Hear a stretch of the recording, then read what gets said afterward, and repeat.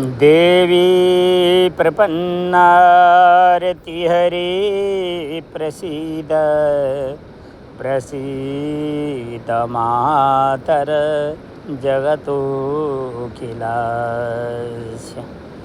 प्रसीद विश्वेश्वरी पाहि विश्वं तमीश्वरी देवी चराचरस्य। आज 2083 असारको 1 गते सोमबार। आज अधिक मासको औँसी पक्ष सोमबारे औँसी, मिथुनको संक्रान्ति विशेष पर्व दिन हुनाले म यो समय 6:07 जाँदै गर्दा श्री बुढी गण्डकी र त्रिशुली नदीको यो पवित्र सङ्गम गौरी शङ्कर सङ्गम नामको यस पवित्र तीर्थमा आइपुगेको छु र मैले आजका विचार आवाजहरू, यी विचार निर्झरी आवाजहरू हामीले हाम्रो सनातन धर्मलाई संरक्षण गर्नका निमित्त हामीले नेपाली हिन्दू धर्म समाज र त्यहाँ रहने जन्मले जति पनि ब्राह्मणहरू छन् तिनीहरूलाई नै शोधन गर्नुपर्ने हुन्छ। त्यसपछि मात्र हाम्रो वैदिक सनातन धर्म संरक्षित हुन सम्भव छ। होइन भने हजारौं प्रयास गरे पनि जसरी धमिराहरू रहने वनमा त्यहाँ जतिसुकै बलिया सालका बुढाहरू र मुढाहरू भए पनि धमिराले समस्त समाप्त पारिदिन्छ। त्यसै गरेर हाम्रो वैदिक सनातन धर्मलाई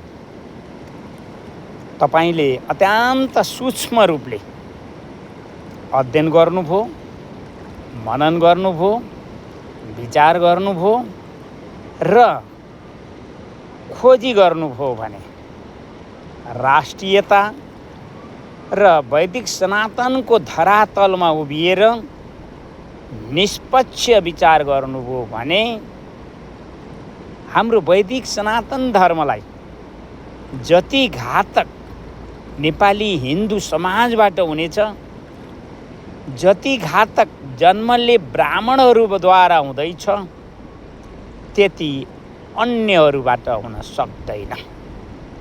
सायद तपाईलाई आश्चर्य लाग्न सक्छ, किनकि यस आत्रेय ऋषिकुमार परमहंस भिक्षु तीर्थले सदैव वैदिक सनातन धर्मको वकालत गर्ने हुनाले उसले नेपाली हिन्दू धर्म समाजलाई निकै नजिकबाट देखेको छ, निहालेको छ, अनुभव गरेको छ।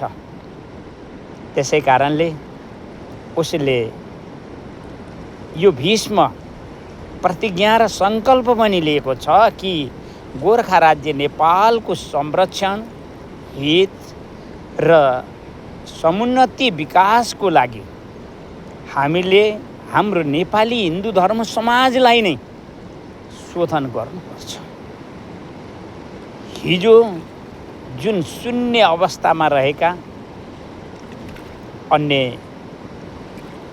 धर्म व्यापारका ठेकदारहरू आज यो राष्ट्रमा जब मौलाइरहेका छन्, गाउँका गाउँ धर्म परिवर्तनको त्यो धारमा बगिरहेका छन्, त्यो बाढीमा बगिरहेका छन्। अब हामीले ती लालचमा उल्झने र फस्नेहरूलाई र फसाउनेहरूलाई विरोध गर्ने अथवा हामी हाम्रो वैदिक सनातन धर्मको धरातललाई हाम्रा वैदिक विज्ञानहरूद्वारा तिनलाई पवित्र र शुद्ध पार्नतर्फ लाग्ने शोधन गर्नतर्फ लाग्ने, किनकि वैदिक विज्ञान सङ्ख्यालाई देख्दैन, वैदिक विज्ञानले गुण, धर्म, स्वभावलाई खोज्ने गर्दछ। त्यसैले त मैले मेरा आवाजहरू जनचेतना र जनशिक्षाका लागि निरन्तर पस्किरहेको छु, किनकि मैले एउटा वैदिक सनातन धर्मको वकालत गर्दै गर्दा र वैदिक सनातन धर्मको त्यो वैदिक विज्ञानको बाटोबाट जाँदै गर्दा जुन अग्निलाई देखेको छु, जुन धरतीका काखमा बसेको छु, जुन जल, वायु, चन्द्र, सूर्य, प्राण र आकाश यिनको साझा कार्य, त्यो प्रकृति कार्यलाई मैले अनुभव पनि गरेको छु। सायद मैले एउटा एक्लो मागन्ते जीवनको बाटो प्रकृतिको खुला विश्वविद्यालयमा भिखारीको भिक्षु तीर्थ जीवन हुँदै 60 वसन्तहरूलाई देख्ने, अनुभवहरू गर्ने अवसरहरू नपाएको भए मैले यी आवाजहरू नेपाली हिन्दू धर्म समाजलाई जनचेतना र जनशिक्षा दिनका निमित्त पस्कन पाउने थिएन। हामीले अब सावधान र सतर्क हुनु आवश्यक परिसकेको छ। हामीले केवल अन्य धर्म विचारहरूको मात्र विरोध गर्नुभन्दा हाम्रो नेपाली हिन्दू धर्म समाज कुन धरातलमा उभिएको छ र त्यसले नेपाली समाजलाई कस्तो योगदान दिएको छ र उसले यो राष्ट्रको हितका लागि कस्तो योगदान दिएको छ, केवल ती शास्त्रहरूको दुहाई दिँदैमा वैदिक विज्ञानले मान्दैन। वैदिक विज्ञानले त समय, परिस्थिति र आवश्यकता अनुसार त्यहाँ रामलाई पनि उपदेश दिनु पर्यो, कृष्णलाई पनि उपदेश दिनु पर्यो, लक्ष्मणले पनि राम गीता नामको त्यो उपदेशलाई स्वीकार गरे, अर्जुनले पनि गीतार्जुन नामको त्यो श्रीमद् भागवत गीताको उपदेशलाई स्वीकार गरे। हाम्रो वैदिक सनातन धर्म जब जब धर्मको ह्रास र अधर्मको वृद्धि हुन्छ त्यति बेला मूर्ति पुज्नतर्फ लाग्दैन, त्यति बेला त धर्मको संरक्षण गर्नका निमित्त विज्ञानलाई देख्नेतर्फ जान्छ। जुन विषय बुझ्नका लागि तपाईले वैदिक शास्त्रहरूलाई अध्ययन गर्नुपर्छ, वैदिक शास्त्रका शिक्षाहरूलाई स्वीकार गर्नुपर्छ। आज हाम्रो नेपाली हिन्दू धर्म समाज धर्मको नाममा व्यापार गरिरहेको छ र राष्ट्रिय सङ्कट परिस्थितिहरूमा ऊ निधाइरहेको छ। उसले आफ्ना ऋषि र ती शास्त्रहरूको विज्ञानलाई बुझ्नेतर्फ गएको छैन। उसले त अन्धविश्वासलाई संरक्षण दिने वातावरणतर्फ गइरहेको छ। म आफू स्वयं पनि त्यही बाटोमा गइरहेको थिएँ। एकाएक जीवनले एउटा मोड परिवर्तनको परिस्थिति र अवस्थाहरू लिनु अत्यावश्यक सम्झ्यो, किनकि मैले श्री बुढी गण्डकी र त्रिशुली यो नदी सङ्गमलाई सम्मान दिन, अग्निलाई साक्षी राखेर देवकार्य देवालयहरूको सङ्कल्प बुद्धि प्रेरणा पाएका नाताले मैले नेपाली हिन्दू धर्म समाजलाई निकै नजिकबाट देख्ने अवसरहरू पाएँ। त्यति मात्र होइन, मैले जन्मले ब्राह्मणहरूलाई पनि निकै नजिकबाट निहाल्ने अवसरहरू पाएँ, जसका कारणले मैले यी पवित्र नदीहरूलाई साक्षी राखेको छु। मैले मेरो चक्रतीर्थ काली गण्डकीलाई साक्षी राखेको छु। मैले धरती र अग्निलाई साक्षी राखेको छु। मैले जल र वायुलाई साक्षी राखेको छु। चन्द्र सूर्यलाई साक्षी राखेको छु। प्राण र आकाशलाई साक्षी राखेको छु कि जबसम्म हामीले हाम्रो नेपाली हिन्दू धर्म समाजलाई शोधन गर्दैनौँ, जबसम्म हामीले जन्मले ब्राह्मणहरूलाई शोधन गर्दैनौँ, त्यति बेलासम्म हाम्रो वैदिक सनातन धर्म संरक्षित हुन सक्दैन। तपाईलाई आश्चर्य लाग्न सक्छ। तपाईहरूले अन्य ती व्यापारी धर्महरूको विषयमा विरोध र वकालत गरेको देख्दै हुनुहुन्छ भने तपाईहरू त्यहाँ अल्मलिँदै हुनुहुन्छ।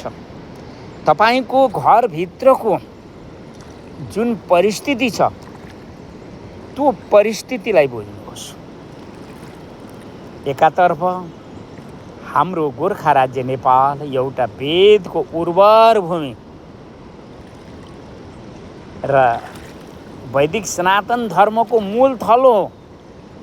हिमालयको काखमा अवस्थित पहाड तराईद्वारा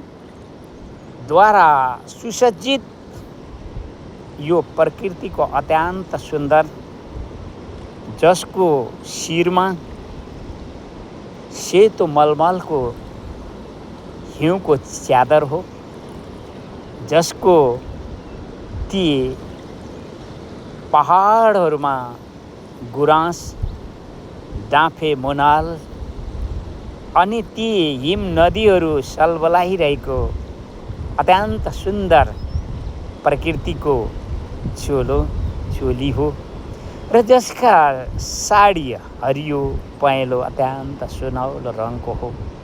त्यस्तै यो राष्ट्र देवी नेपालमा र उनको सियारे संरक्षक जुन राजेश्वरी गोरखकाली माता हुनुहुन्छ, आज पनि उहाँसँग शक्ति र सामर्थ्य छ।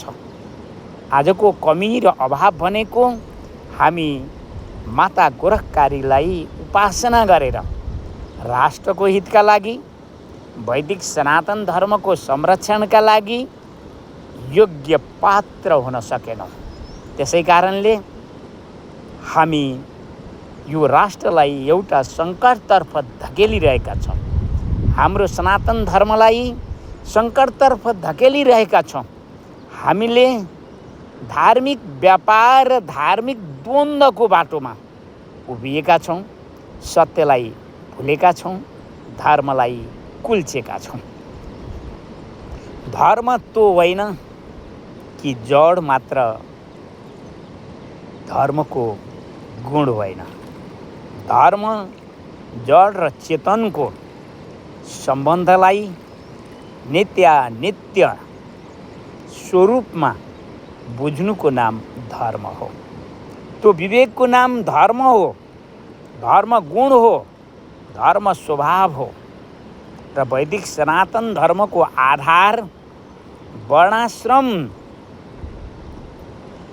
व्यवस्था हो। वर्णाश्रम व्यवस्था प्रकृतिको गुण स्वभाव धर्म साथ जोडिएको थियो, त्यो कुनै जन्मका साथमा जोडिएको थिएन। न त त्यो जातीय विभेद छुवाछुतको रूपमा कतै पनि वैदिक शास्त्रहरूमा उल्लेख पाइएन। जब हाम्रो समाज एउटा जातीय विभेदको अत्यन्त विकृति र विसङ्गति अन्धविश्वासको वातावरणमा उल्झिएको छ,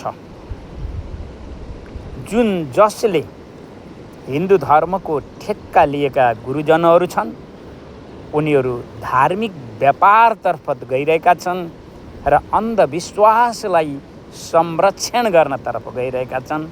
उनीहरूले बुझ्नुपर्ने, उनीहरूले बोल्नु पर्ने, उनीहरूले देख्नुपर्ने जुन विज्ञान हो, त्यो विज्ञान उनीहरूलाई नै थाहा छैन। त्यसै कारणले आज विश्व भू राजनीतिका ती धर्म व्यापारका धार्मिक ठेकदारहरू जुन अनेक रूपमा यो राष्ट्रमा प्रवेश गरे र प्रवेश गरेर उनीहरूले आफ्नो शून्य परिस्थितिबाट जुन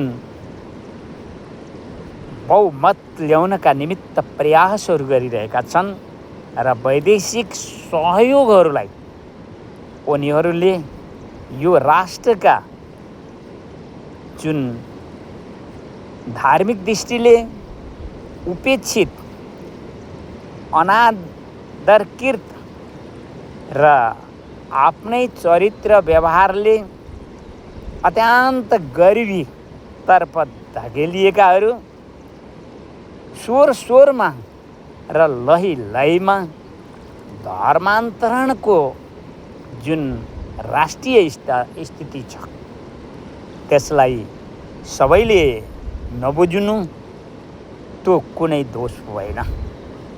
तर जुन धर्मको ठेक्का लिएका र गुरुको नाममा पूजा लिनेहरूले पनि जब वैदिक सनातन धर्मलाई सङ्कटकालीन परिस्थितिमा धर्मको ह्रास अधर्मको वृद्धि त्यो वातावरणलाई उनीहरूले देख्दै उनीहरू धार्मिक व्यापारद्वारा अर्थ सङ्ग्रह गर्नु, पात्रहरूको विचार नगर्नु र धर्मको विषयमा सत्य र तथ्य वैदिक विज्ञानको त्यो अग्नि र धरती त्यो अग्नि ती वेद र ती ब्राह्मणहरूको उनीहरूले प्रयोग गरेर विज्ञानलाई देख्न नखोज्नु र देख्न नसक्नु। वैदिक शास्त्रहरू पढ्नु त्यो एउटा शिक्षाको विषय हो, तर वैदिक विज्ञानलाई देख्नु त्यो एउटा समय, परिस्थिति, अवस्थाको आवश्यकता हो। आजको राष्ट्रिय आवश्यकता के भन्दैछ भने कि अब हामीले वैदिक विज्ञानलाई देख्नुपर्छ। अब हामीले हाम्रा ऋषि विश्वामित्र, ती ऋषि परशुराम, ती दुर्वासा जस्ता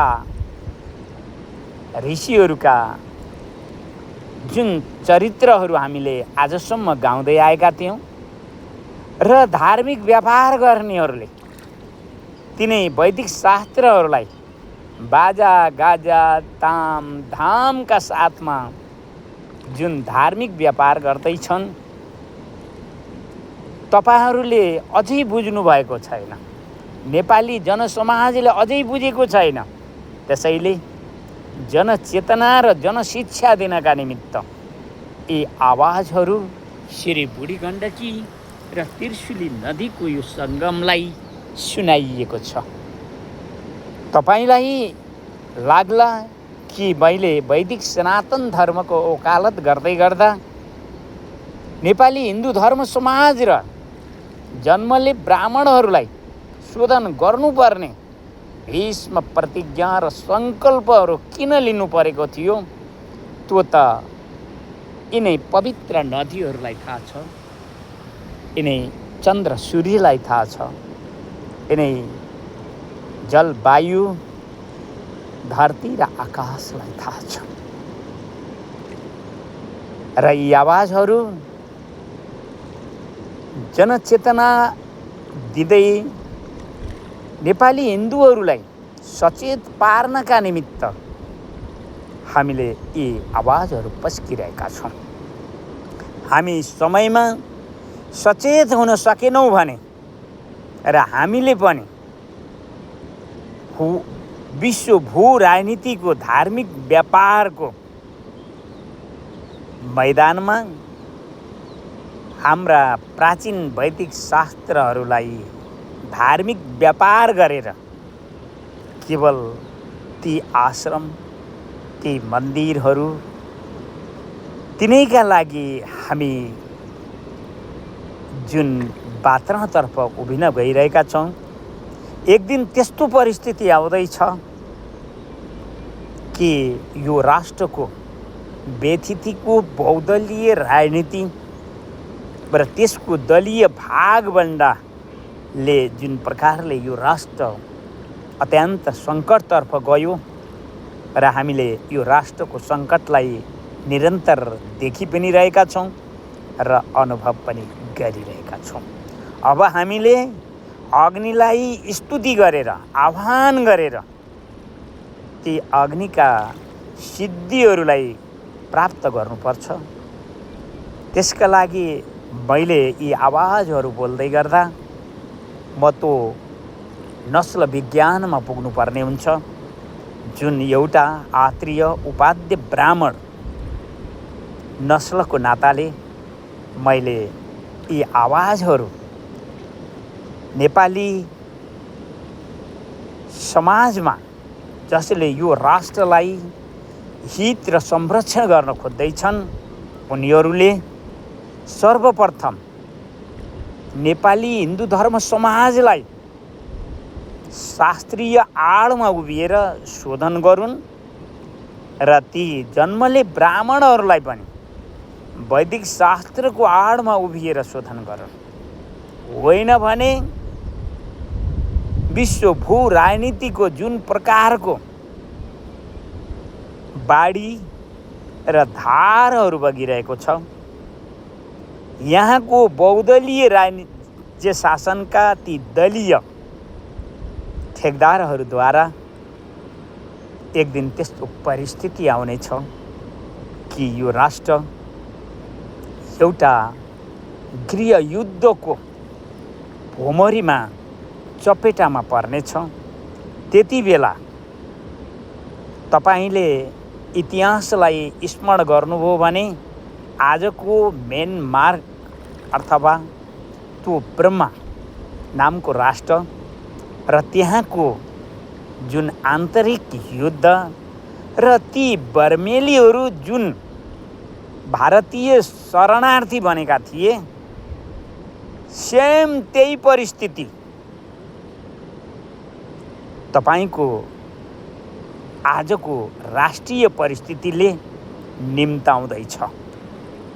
तपाईँ समयमा सजग हुन सक्नु भएन भने तपाईँका सन्ततिहरूले धोका पाउनेछन्, अत्यन्त धोका पाउनेछन्। त्यसैले तपाईँले ती वैदिक शास्त्रहरूलाई बेचेर तपाईँले ती हाम्रा अन्धविश्वासका विचारहरूलाई संरक्षण दिनका निमित्त तपाईँ धर्मको ठेकदार गुरु बनेर अब यो देश र यो हाम्रो वैदिक सनातन धर्मको संरक्षण हुन सक्दैन। तपाईँलाई यी आवाजहरू केही तितो सत्य लाग्न सक्छ। हामीले पनि निरन्तर विचार गरिरहेका छौँ र अध्ययन गरिरहेका छौँ। त्यस अनुकूलको वातावरणमा हामी पुगिरहेका छौँ, किनकि मैले तीर्थलाई सम्मान दिन जुन अग्निलाई साक्षी राखेको छु र जुन धरतीको सम्मान र आशीर्वाद ती वरद हातलाई साथ पाएको छु, त्यस बलमा मैले यी विरोधाभासका आवाजहरू भए पनि त्यहाँ सत्य लुकेको छ, त्यहाँ नेपालको वास्तविक स्वरूप लुकेको छ। हामी हाम्रो नेपाली हिन्दू धर्म समाजलाई समयमा शोधन गर्न सकेनौँ भने ती धमिराहरूको निवास रहने वनको दुर्दशा जस्तै यो हाम्रो वैदिक सनातन धर्मको पनि दुर्दशा हुनेछ। त्यति बेला यी आवाजहरू अन्तरिक्षमा सुरक्षित हुनाले खोजिनेछ र किन बोलिएको थियो विचार गरिनेछ। आजको राष्ट्रिय परिस्थिति हामी जनतालाई सम्झाउनेतर्फ जाने होइन, हामीले हाम्रा पूर्वज ऋषिहरू र तिनका वैदिक शास्त्रहरूको विद्या मन्त्रलाई देख्ने एउटा वैदिक विज्ञानको जहाँ अग्नि छन्, जहाँ वेद छन् र जहाँ ब्राह्मणहरू छन्। ब्राह्मण भन्नाले ब्राह्मणमा रहने ब्राह्मणत्व गुण धर्म सम्पन्न तिनीहरूलाई मात्र यहाँ सङ्केत गरिदिँदैछ। केवल जन्मले ब्राह्मणहरूलाई हाम्रो वैदिक शास्त्रले ब्राह्मण मानेको छैन। हजुर, ब्राह्मण मानेको छैन। ब्राह्मणमा ब्राह्मणत्व कर्म हुनु पर्यो। ब्राह्मण हुन उसले आफ्ना पूर्वज ऋषिहरूका ती वैदिक शास्त्रहरूको शिक्षा र ती शास्त्रहरूलाई निरन्तर स्वाध्याय गर्ने वातावरण हुनु पर्यो। यदि त्यसो गर्दैनन् भने ती जन्मले ब्राह्मणहरू भ्रष्ट ब्राह्मण हुन् र तिनै ब्राह्मणहरूद्वारा नै हाम्रो वैदिक सनातन धर्म नष्ट हुँदैछ भनेर बुझ्दा पनि हुन्छ। यो आवाज जनचेतना र जनशिक्षाका लागि पस्किएको छ। तपाईले समीक्षा गर्न सक्नुहुनेछ। तपाईले सत्य र यथार्थलाई देख्न सक्नुहुनेछ। किनकि हामी वैदिक विज्ञानको त्यो श्रृङ्खला अनुसन्धानको कार्यकक्षमा उभिएर हामी ती अग्नि देवतालाई स्तुति गर्दैछौँ, आह्वान गर्दैछौँ। हामीले ती रुद्र देवतालाई स्तुति र आह्वान गर्दैछौँ ताकि हामीलाई हाम्रो वैदिक सनातन धर्मलाई संरक्षण गर्नका निमित्त हामीलाई त्यस्तो विद्या, बुद्धि, बल, सिद्धिहरू दियो। प्रकृतिसँग जुन शक्ति र सामर्थ्य छ, त्यो शक्ति र सामर्थ्यलाई हाम्रा पूर्वजहरूले प्राप्त गरेका थिए। तपोबलमा प्राप्त गरेका थिए, धर्मबलमा प्राप्त गरेका थिए, सत्यको बलमा प्राप्त गरेका थिए। जसले यो विषयलाई बुझ्दछन् उनीहरूले मेरा भनाइहरूलाई पनि बुझ्नेछन्। र जो धार्मिक व्यापारमा लिप्त छ उनीहरूले यो राष्ट्रको जुन सङ्कटकालीन परिस्थिति छ त्यहाँ पनि उनीहरू धार्मिक व्यापार गर्नका निमित्त, अन्धविश्वासलाई संरक्षण दिनका निमित्त जाँदैछन्। यो आवाज ती हिन्दू धर्मलाई संरक्षण गर्ने ठेक्का लिने ठेकदार गुरुजनहरूलाई पनि हामीले सुनाइरहेका छौँ। ती गुरुजनहरूले के बुझ्नु पर्यो भने कि राष्ट्रिय परिस्थितिमा कतै ती वैदिक विज्ञानहरू छन् भने आफ्ना शिष्यहरूलाई, शिष्य मण्डलहरूलाई अब सदुपयोग गरून्, धार्मिक व्यापारतर्फ जाने प्रयास नगरून्, जनचेतना दिउन् र जनशिक्षा दिने प्रयास गरून्। यो राष्ट्रको आजको वर्तमान आवश्यकता त्यही नै छ। यो राष्ट्रमा जब प्रकृतिको दैवी प्रकोप जसरी हिजो त्यो अयोध्या राजमहलमा कैकेयीको सङ्गत मन्थरासँग हुन्छ, राजा दशरथलाई श्रवण कुमारका आमा बाबुको श्राप पर्छ, अनि जुन प्रकारको साक्षात पुरुषोत्तम राम पनि राज्याभिषेक कालमा वनतर्फ जानुपर्छ, साक्षात लक्ष्मी देवी सीता को अनेकौं परीक्षाहरू, कठोर तपमय जीवनहरू हुन्छन्, अनि अन्ततः धर्म र सत्यको जय र विजय कसरी हुन्छ भन्ने विषयलाई हामीले रामायणबाट शिक्षा लिनुपर्ने हुन्छ, हामीले महाभारतबाट शिक्षा लिनुपर्ने हुन्छ। किनकि त्यो वैदिक विज्ञानको प्रयोगात्मक परिणाम हो। वैदिक विज्ञानसँग गुणलाई संरक्षण गर्ने वातावरणको त्यो ज्वलन्त स्वरूप हो। सायद मैले कतै कतै अनर्थ भाषाहरू बोले जस्तो कसैलाई लाग्छ भने एकपटक तपाईँले गोर्खा राज्य नेपालको इतिहास, वीर र कविहरूको त्यो इतिहास र यो राष्ट्रकी राष्ट्रदेवी राजेश्वरी गोरखकाली माता र ती सिद्ध गोरखनाथ बाबा अनि यो आज पनि विद्यमान जुन राष्ट्र देवी हिमालयको सेतो मलमलको च्यादर ओढेकी छन् र उनले प्रकृतिको सौन्दर्यमा जुन आफ्नो सुन्दर स्वरूप परिचय दिइरहेकी छन्। विश्व प्रकृति सम्पदाको दृष्टिले नेपाल अत्यन्तै सुन्दर राष्ट्र छ। यहाँ हिम नदीहरू छन्, यहाँ प्रकृतिका अनेक स्वर्गतुल्य भूमिहरू छन्, तीर्थहरू छन्। यी सबै छन् भन्दै म मेरा आवाजहरूलाई समस्त विश्वदेवी चेतन छोरी आमाहरूका वरद हातमा शिर झुकाउँदै म अहिले यतै राख्छु।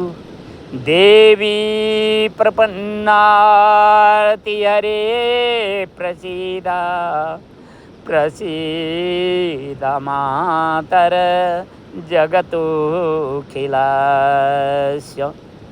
प्रसीद विश्वेश्वरी पायि विश्वं तमेश्वरी देवी चराचरस्य। हस्, धन्यवाद।